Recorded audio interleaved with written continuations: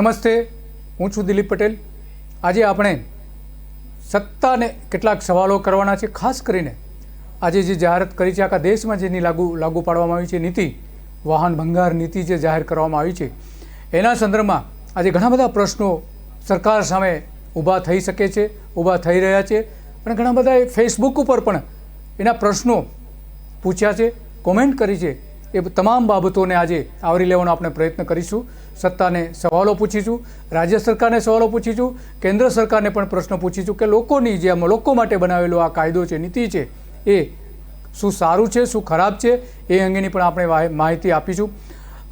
ખાસ કરીને આજે જે નીતિન ગડકરીએ જાહેરાત કરી વાહન વ્યવહાર નીતિ અંગેની, ભંગાર વાહન વ્યવહાર નીતિ અંગેની, એમાં સૌથી મહત્ત્વની બાબત એ છે, લોકોને સીધી સ્પર્શ એવી બાબત એવી છે કે એના જે નવું વાહન ખરીદવું હશે તો જૂના વાહનો ઉપર એને રિબેટ મળી શકશે અને એ રિબેટ કેન્દ્ર સરકાર આપશે કે કેમ એ સ્પષ્ટતા નથી કરી, પણ રિબેટ મળશે અને બની શકે કે રાજ્ય સરકારો પણ એની રિબેટ આપી શકે એના વેરામાંથી, કારણ કે એનું સર્ટિફિકેટ છે રજૂ કરવાનું રહેશે।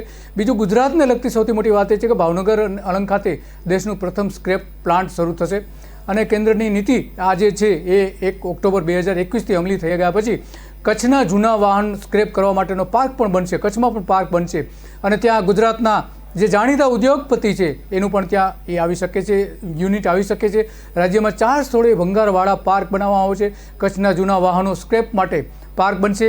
એશિયાના દેશો સ્ક્રેપિંગ માટે ગુજરાતમાં સ્ક્રેપ મોકલશે અને અહીંયા બધો જ ભંગારનો સ્ક્રુટિની થશે, એમાંથી જે કામના પાર્ટ્સ હતે અલગ કરીને એક મોટું રિસાયકલિંગ યુનિટ અલંગ જેવું થઈ શકે છે। માર્ગવેરામાં પણ રાહતો આપી શકે છે, એ રાજ્ય સરકારની સત્તાની વાત છે। આ બધા ઘણા બધા બાબતો છે કે જે આજે જાહેરાત કરવામાં આવી છે, એના કારણે ગુજરાતમાં લગભગ 15 થી 20 લાખ વાહન માલિકોને આની અસર થશે। એ 15 થી 20 લાખ વાહનો લગભગ ભંગાર વાડે ધકેલાઈ જશે અને એ ભંગારમાં આપી દેવા પડશે। ગુજરાતમાં 15-20 વર્ષ જૂના જે વાહનોની સંખ્યા છે એ અત્યારે એવું માનવામાં આવે છે કે લગભગ 20 લાખની આસપાસ છે। એમાં ખાસ કરીને જે 15 થી 20 વર્ષના છે એવા 10 લાખ છે અને 20 વર્ષથી જૂના વાહનો હોય એવા 5 લાખની આસપાસ છે અને 2005 પહેલાં જે વાહનો ખરીદ કરવામાં આવ્યા છે એ એની રીતે થશે। તો આ જે રાહતો આપવામાં આવી છે એમાં લગભગ જીએસટીની 38,000 કરોડની કેન્દ્ર સરકારને આવક થશે, નવા વાહનો આવવાના કારણે વેરાની આવક થશે અને કંપનીઓ તરફથી જે વેરા આવશે વાહન કંપનીઓ તરફથી, એ તો અબજો રૂપિયાનો ફાયદો કેન્દ્ર સરકારને થશે અને લોકોના વાહનો છે એ ભંગારવાડે જશે, પરંતુ એને બહુ મોટો ફાયદો મળી શકશે ને એવું આમાં સ્પષ્ટ દેખાય છે, કારણ કે 6% જેટલો જ ફાયદો થશે જે કે વાહનોની જે કિંમત હશે એ માટે। પણ મૂળ જે પોલિસી લાવવામાં આવી એના 2 કારણો છે, એક તો પ્રદૂષણ ઘટાડવા માટે અને બીજું વાહનોનું સૌથી વધારે વેચાણ થાય એ માટે આ કામ કરવામાં આવ્યું છે અને દેશનું અર્થતંત્ર જે ખાડે ગયું છે એ થોડું પાટા પર ચડી શકે એટલા માટે આની આ બાબતો હોઈ શકે છે। આપણે જોઈએ કે વાહન વ્યવહાર પ્રધાન નીતિન ગડકરીએ શું કહ્યું હતું એ સાંભળીએ। Conversion of knowledge into wealth, but now we are talking about conversion of waste into wealth. So no one is waste. It is depending upon the vision of leadership. It is depending upon the technology that you can convert waste into wealth. This is the exactly policy which is related with conversion of waste into wealth. We are very much transparent. First of all, I will request all of you, if you have any good suggestions, any recommendations related with the policy, we will be happy to receive all your suggestions.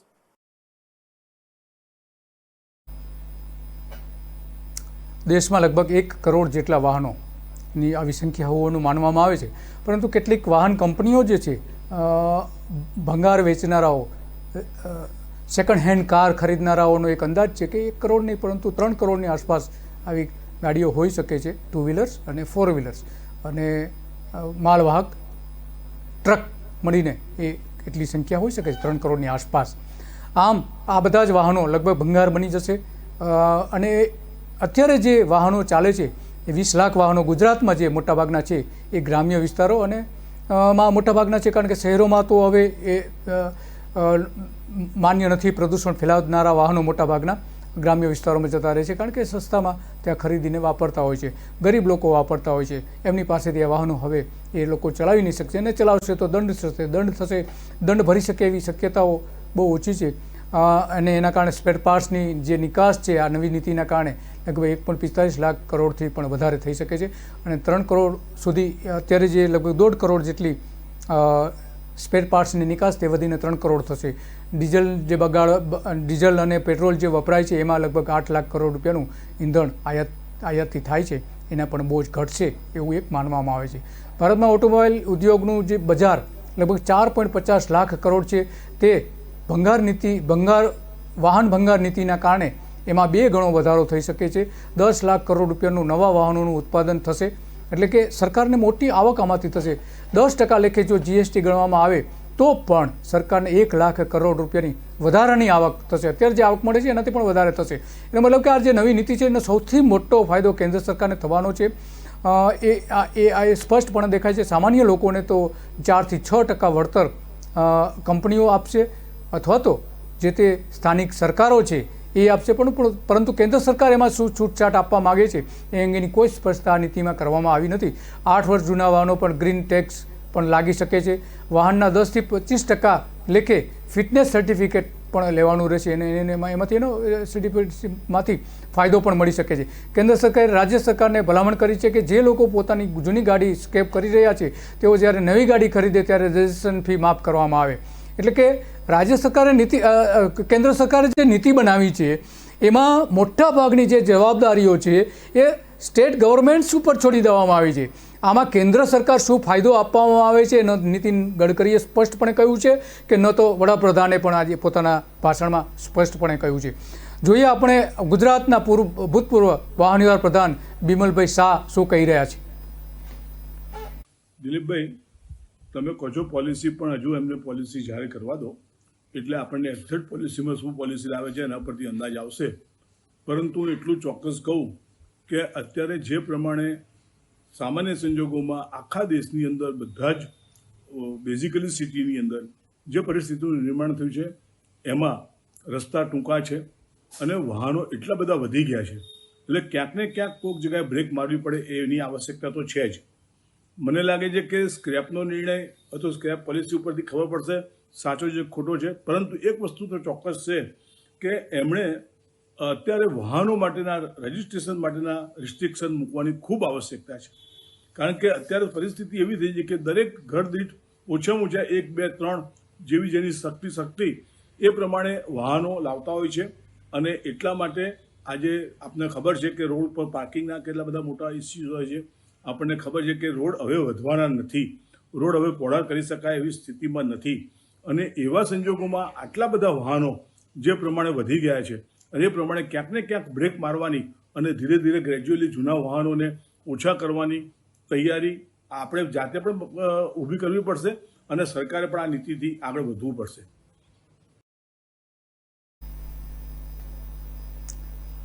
આભાર બિમલભાઈ જે વાત કરી, ઘણી બધી મોટી વાત કરી છે એમણે. બિમલભાઈ શાહ કે જેમણે ગુજરાતમાં સમગ્ર ભારતમાં સૌ પ્રથમ વખત સ્માર્ટ ડ્રાઇવિંગ લાયસન્સ ઇન્ટ્રોડ્યુસ કર્યા હતા, જે આજે પણ આપણે એનો ઉપયોગ કરી રહ્યા છીએ. એમણે એક વાત એવી કરી કે આ નીતિ આવે છે બધું બરાબર છે, પરંતુ વાહનોની જે નીતિ છે, એક કુટુંબમાં કેટલા વાહનો હોવા જોઈએ એ સંખ્યા નક્કી કરવાનો હવે સમય થઈ ગયો છે. કારણ કે પાર્કિંગ અને રોડ ઉપર કેટલા વાહનો રાખવા એ સૌથી મોટો પ્રશ્ન ઊભો થવાનો છે. હવે પછીમાં સૌથી મોટો પ્રશ્ન ઊભો થવાનો છે, એના પર ભાર મૂકી રહ્યા છે બિમલભાઈ શાહ. હવે આપણે જોઈએ કે ગુજરાત સરકારમાં રહી ચૂકેલા અધિકારી, વાહન વ્યવહાર કમિશનર, નાયબ કમિશનર JN બારવેવડિયા શું કહે છે એ સાંભળીએ. ભારતની અંદર 1 કરોડ કરતાં વાહનો જે જૂના થઈ ગયેલા છે અને જે રોડ ઉપર ચાલી શકે એવા નથી, એને સ્ક્રેપ કરવાની જરૂરિયાત છે. હાલની જે આપણે સ્ક્રેપ માટેની જે પોઝિશન જોઈએ તો વાહન કોઈ જગ્યાએ પડ્યા હશે, સડી જશે, પણ એને આપણે ડિસ્ટ્રોય કરતા નથી, અથવા એને કોઈ ભાંગવામાં આવતા નથી, અથવા એનો કોઈ માર્કેટ નથી. એટલે ગવર્મેન્ટનો એ વ્યૂ છે કે ભાઈ જે વાહનો છે, જૂના વાહનો, એને જો ચાલી શકે એવા ન હોય તો એને રોડ ઉપરથી ઉતારવા જરૂરી છે, કારણ કે રોજબરોજ નવા વાહનોની સંખ્યા વધે છે અને એને કારણે ટ્રાફિકના જે પ્રશ્નો થાય છે, જે જૂના વાહનને રોડ ઉપરથી ઓફલાઈન કરવામાં આવે તો એટલો ટ્રાફિકમાં ઘટાડો થાય. સાથે સાથે એ લોકો સાયન્ટિફિકલી રીતે એને વાહનને તોડવાની વાત કરેલી છે કે નોર્મલી એવું છે કે આપણે વાહનને તોડી નાખીએ એવું નથી, પણ એ લોકો કોમ્પોનન્ટ પછી એલ્યુમિનિયમ છે, એલોઈસ છે, સ્ક્રેપ છે, કાચ છે, રબર છે એને છૂટા પાડે અને એનું એક આખું સેગ્રિગેશન કરી અને એનું વેચાણ કરવામાં આવે તો જે ઇન્ડસ્ટ્રીને જરૂર છે ને રો મટીરિયલ તરીકે મળી શકે.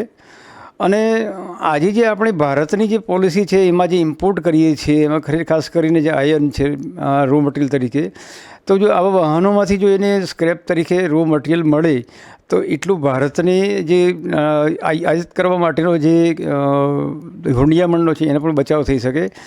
બીજું આપણે ગુજરાતની અંદર એમનો કહેવા મુજબ કે કંડલા અને ભાવનગર જે અલંગ શિપ બ્રેકિંગ યાર્ડ છે, બે મોટા હબ બની શકે એવી એની પોસિબિલિટી ઘણી છે.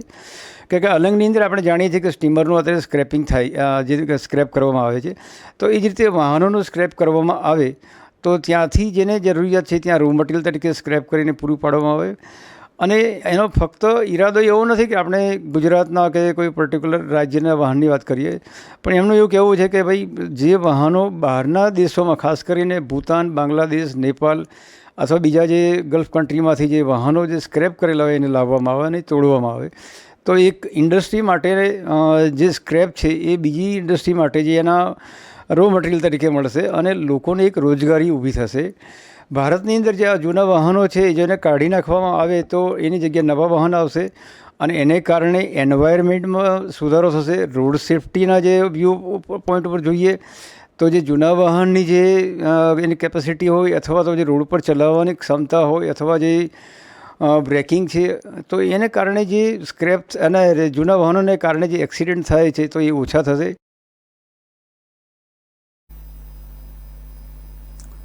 આપણે જોયું જયંત બારવાડીયાએ પણ આ નીતિની તરફેણ કરી છે અને કહે છે કે આ વાહનની નીતિ ખરેખર જરૂર છે.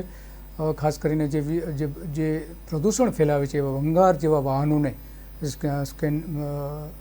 ભંગાર વાળે મોકલી દેવા જોઈએ એમનું સ્પષ્ટપણે કહેવું છે. આ બધી જે બાબતો જોઈએ છીએ આપણે નિષ્ણાતો, પૂર્વ વાહન વ્યવહાર મંત્રી પણ મોટાભાગે આ નીતિની તરફેણ કરે છે.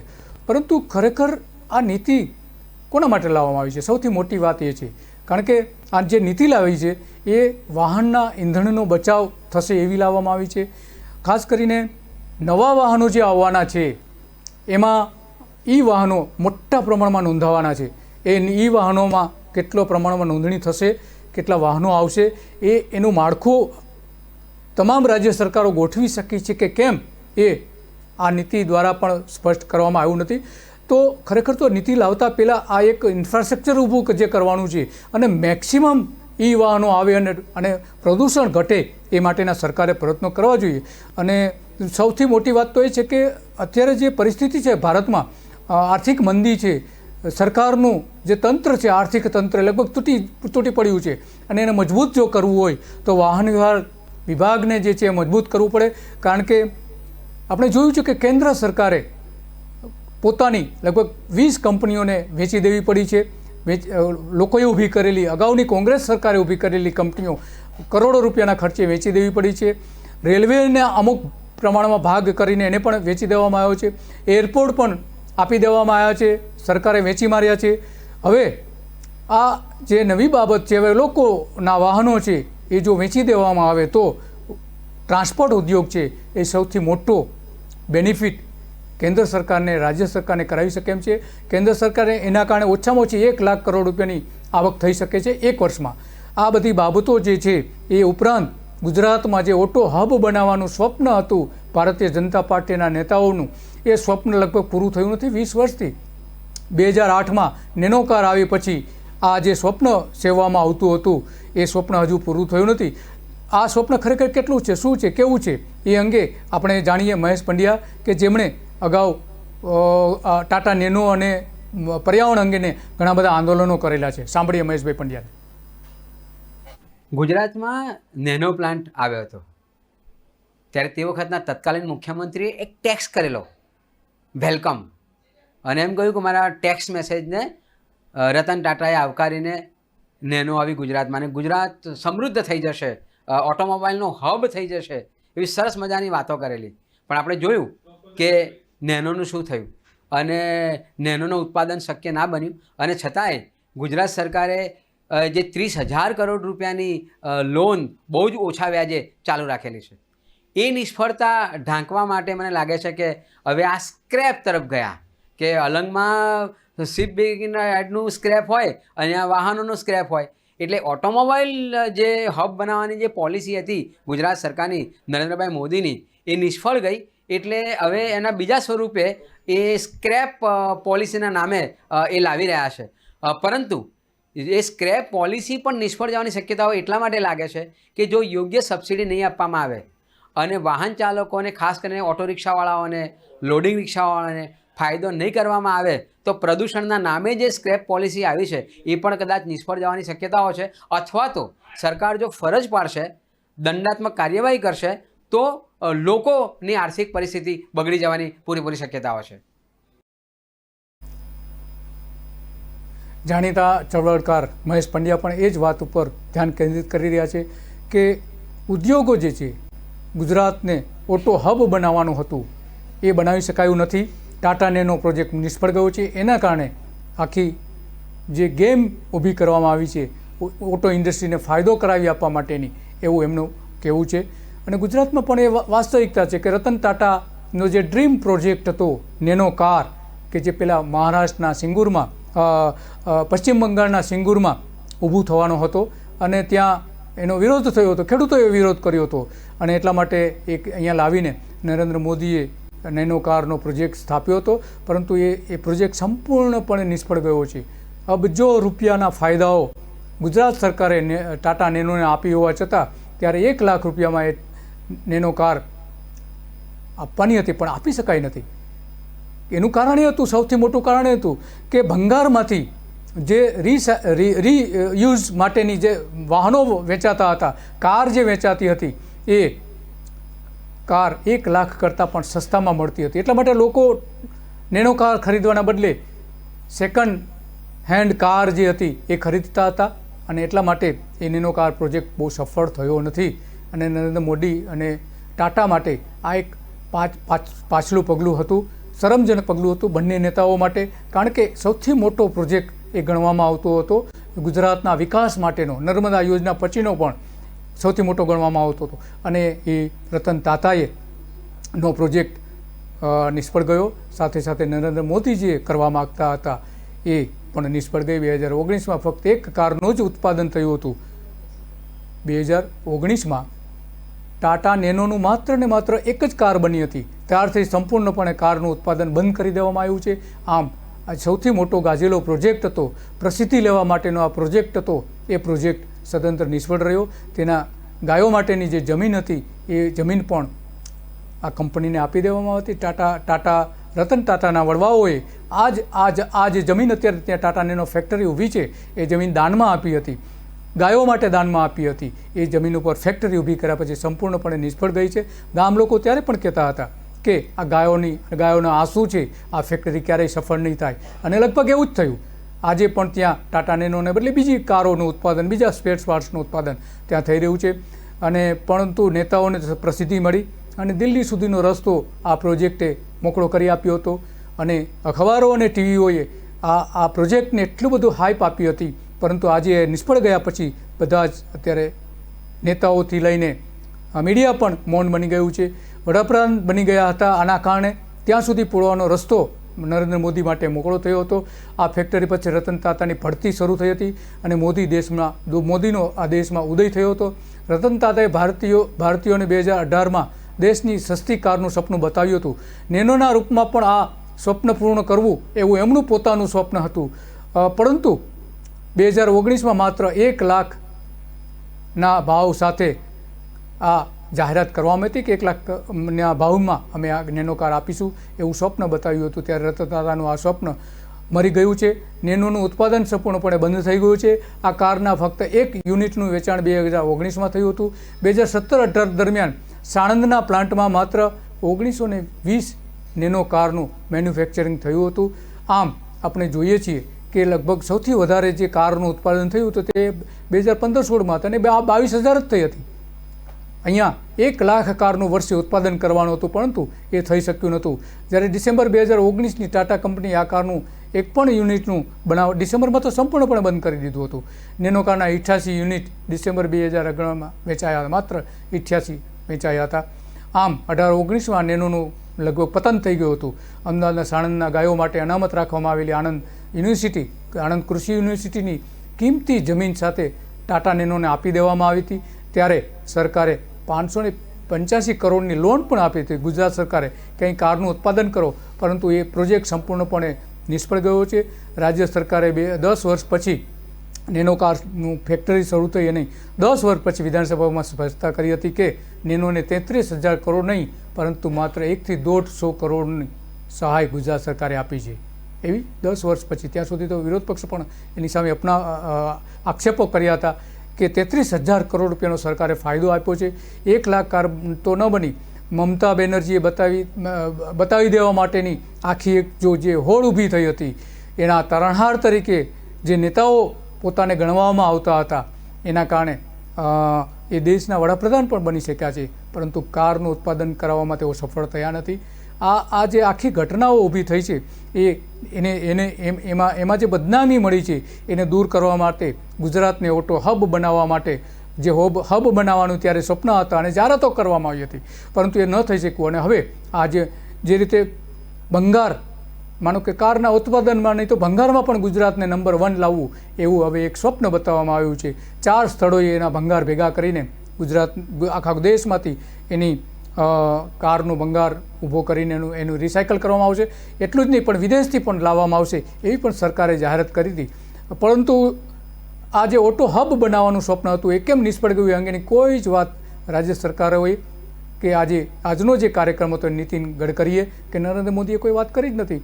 આ શા માટે આવું કરવું પડે છે? સરકારે વારંવાર પોતાના વચનો જે છે એ વચનો પાડી ન શકતી હોવાથી નવા પ્રોજેક્ટ લાવે છે, લોકોને પરેશાન કરે છે. શા માટે આ કરવાની જરૂર હતી? ગરીબ લોકોનું શું થશે એ સૌથી મોટો પ્રશ્ન છે.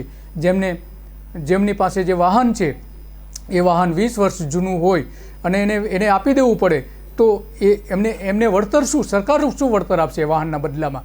એ વાહન ઉપર તો એની રોજી રોજગારી મળતી હોય છે, આવવા જવાની એમને સવલત મળતી હોય છે. ખાસ કરીને ગ્રામ્ય વિસ્તારોમાં અત્યારે વાહનો, ભંગારના જે વાહનો કહી શકાય એવા સૌથી વધારે ત્યાં છે, અને ત્યાં પ્રદૂષણ પણ મોટા પ્રમાણમાં છે. એની ના નહીં, એનાથી પ્રદૂષણ પણ ફેલાય છે, પરંતુ લોકોની રોજગારીનું શું? રિક્ષાઓ કાઢી નાખવી પડશે. 15-20 વર્ષ જૂની જે રિક્ષા છે એને વેચી દેવી પડશે. એ ગરીબ રિક્ષાનું શું થશે? ધંધો કરનારાઓનું શું થશે? આવવા જવા માટે જેમણે આ વાહનોનો ઉપયોગ કરતા હોય છે એમનું શું થશે? એ અંગે સરકારની કોઈ જ નીતિ સ્પષ્ટ નથી. ખરેખર તો આ ગરીબ લોકો માટે સરકારે 50% રાહતો આપવી જોઈએ. નવા વાહનો ખરીદવા માટે ટેક્સની માફી આપવી જોઈએ, અને એ વાહનો જો ખરીદવા હોય તો એમાં પણ 50%ની વેરાની માફી કરવી જોઈએ. એમાં વેરા સંપૂર્ણપણે માફ કરીને 50% બીજી બધી રાહતો આપવી જોઈએ. પરંતુ એ કરી શકશે નહીં, કારણ કે 1100 હેક્ટર જમીન જે ટાટા નેનોને આપી હતી એની અત્યારે જે 4,000 કરોડ રૂપિયાની કિંમત લગભગ એ જમીનની થાય છે, એ બધું પ્રકરણ ફરીને સરકાર સામે ન આવે અને આ ઉદ્યોગ ખાસ કરીને અમદાવાદ અને મહેસાણામાં ઓટો હબ બનાવવાનું હતું, એ બનાવવાનું જે સ્વપ્ન છે એને પૂરું કરવા માટેની આખી યોજનાઓ હોવાનું ઘણા બધા લોકો માને છે. મહેશ પંડ્યાએ પણ એ જ કહ્યું. આમ નેનો કારનું જે ઉત્પાદન ન થઈ શકવું, બીજા બધા જે પ્રોજેક્ટ્સ હતા કાર માટેના, એક કાર કંપનીએ તો પોતાનો પ્રોજેક્ટ પણ હાલોલમાં બંધ કરી દીધો છે, ઇન્ટરનેશનલ કાર કંપનીએ. અને મોટાભાગનાની જે અહીંયા હાલત છે એ હાલત સારી તો નથી જ. બીજી એક કંપની પણ વેચાવા નીકળી છે અમદાવાદ જિલ્લામાં. આમ જોવા જઈએ તો સૌથી મોટો ફટકો જે ઓટો ઇન્ડસ્ટ્રીને પડી રહ્યો હતો એમાં તેજી લાવવા માટે અને સરકાર પોતાના એમાંથી આવક મેળવી શકે એ માટેના પ્રયત્નો દેખાઈ રહ્યા છે આમાં. કારણ કે જે રીતે ટાટા નેનોને હાઈપ આપવામાં આવી હતી, એમાં જે રોકાણ થવાનું હતું એ રોકાણ થઈ શક્યું નથી. ત્યાર પછી જે ઇન્ડસ્ટ્રી આવી છે એ ઇન્ડસ્ટ્રીમાં પણ એટલું બધું મૂડી રોકાણ આવ્યું નથી, એટલું બધું પ્રોડક્શન પણ થતું નથી. વિઠલાપુર ખાતે હોન્ડા કંપની દ્વારા કરાયેલા 1,000 કરોડના રોકાણના કારણે અન્ય ઓટોમોબાઈલ કંપનીઓ પણ આવી રહી છે એવી જાહેરાત પણ કરવામાં આવી હતી. ફોર્ડ પણ સફળ નથી, આણંદની ફોર્ડ કંપની પણ પોતાના ઉપરાંત સફળ નથી. કે હાલ રોજના 452 કાર જ માત્ર ત્યાં બની રહી છે હોવાનું પણ અગાઉ જાહેરાત કરવામાં આવી હતી. ઓટોમેટિક પ્લાન્ટ હવે મહિન્દ્રા કંપનીને ચલાવવા માટેની પણ એક વિચારણા એક તબક્કે થઈ હતી. ઉદ્યોગોને 1,30,000 કરોડનો આર્થિક ફાયદો કરાવવામાં આવ્યો હતો. ગુજરાતના ઉદ્યોગોને 1,30,000 કરોડનો આર્થિક ફાયદો જમીનો આપીને, વેરા માફી આપીને કરાવવામાં આવ્યો હતો. આની સામે ઉદ્યોગોએ જે ફાયદાઓ આપવા જોઈએ સરકારને એટલો વેરો પણ આપી શક્યા નથી. માનીતા કરોડપતિ ઉદ્યોગપતિઓને વર્ષ 2006થી 2010 સુધીમાં 492 કરોડ ચોરસ મીટર જમીન આપવામાં આવી હતી. એટલે કે એક વર્ષમાં સરેરાશ 98 કરોડ ચોરસ મીટર, 1 કરોડ જેટલી 98 કરોડ ચોરસ મીટર એટલે 1 લાખ કરોડ જેટલી જમીન આપવામાં આવતી હતી. વરળી 2001ના વર્ષમાં 20,000 કરોડ ચોરસ મીટર જમીન ઉદ્યોગોને આપી છે. 20 વર્ષમાં આપી છે આટલી જમીન. એટલે આ બધા ઉદ્યોગોને જે જમીનો આપવામાં આવી છે એટલો જો ફાયદો આ ભંગારમાં જતા વાહનો માટે આપવામાં આવ્યો હોત તો આ યોજના સફળ થાત, પોલિસી સફળ થાત અને સફળતાની શક્યતાઓ બહુ ઓછી દેખાઈ રહી છે. નિષ્ણાંતો પણ કર્યા છે, સફળતાની શક્યતા ઓછી છે. પોલિસી સારું છે એવી વાત પણ કહેવામાં આવી છે નિવૃત્ત અધિકારીઓ દ્વારા અને પૂર્વ વાહન વ્યવહાર પ્રધાન દ્વારા પણ, કે નીતિ સારી છે પણ એનો અમલ કઈ રીતે કરવો એ સૌથી મોટી વાત છે.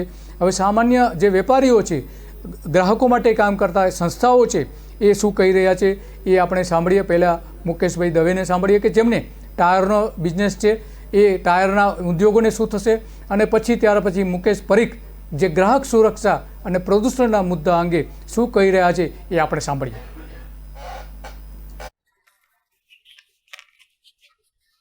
હું મુકેશ દવે છું, ટાયર ડીલર છું.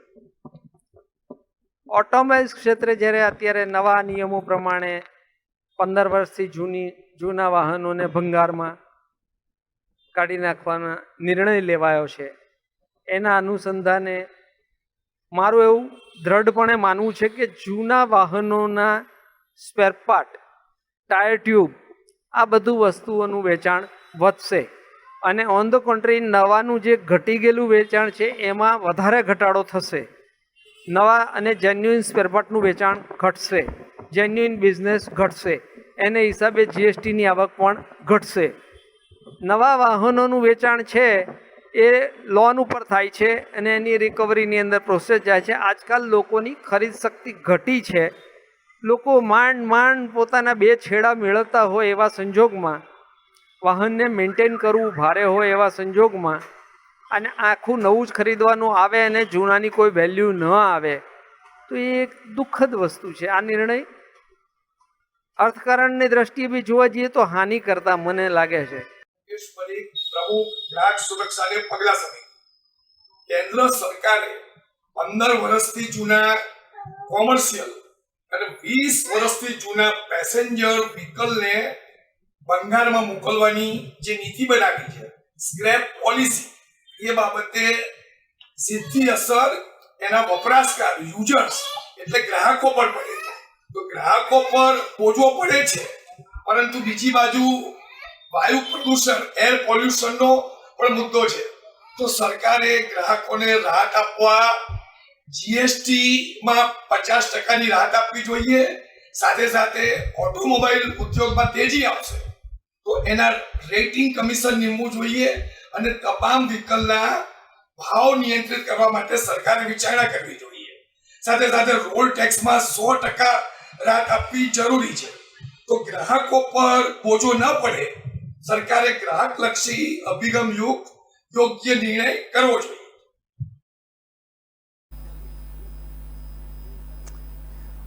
આ વ્યૂ આપણે જાણ્યા એક વેપારી જે ઓટો ઇન્ડસ્ટ્રી સાથે જોડાયેલા છૂટક વેપારી છે એ શું કહી રહ્યા છે, અને ગ્રાહકો માટેની જે કામ કરતી સંસ્થા પણ શું કહી રહી છે, એ બંનેના વ્યૂ આપણે જાણ્યા. એટલા માટે આપણે સ્પષ્ટ કહી શકીએ કે આ નીતિ છે એ ગ્રાહકો માટે સારી નથી, વેપારીઓ માટે સારી નથી, માલ વેચનારાઓ માટે, જે ભંગારનો માલ વેચનારાઓ માટે પણ કોઈ રાહત નથી. અને બંને નેતાઓ જે છે એ રાહત આપવાની માંગણી કરી રહ્યા છે. તો હવે આપણે આ બંને નેતાઓને સાંભળ્યા પછી એટલું સ્પષ્ટ છે કે આ નીતિ ભલે સરકાર સારી રીતે લાવી હોય પણ એનો અમલ કરવો બહુ મુશ્કેલ છે. નમસ્તે.